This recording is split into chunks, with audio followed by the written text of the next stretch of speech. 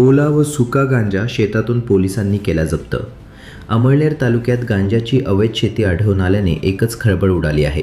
अमळनेर पोलिसांना मिळालेल्या गोपनीय माहितीनुसार गडखाम ते दहिवद रस्त्यादरम्यान गडखाम शिवारातील एका शेतात सुमारे 1 ते सव्वा बिघा क्षेत्रावर गांजाची शेती केल्याचं उघड झाले आहे।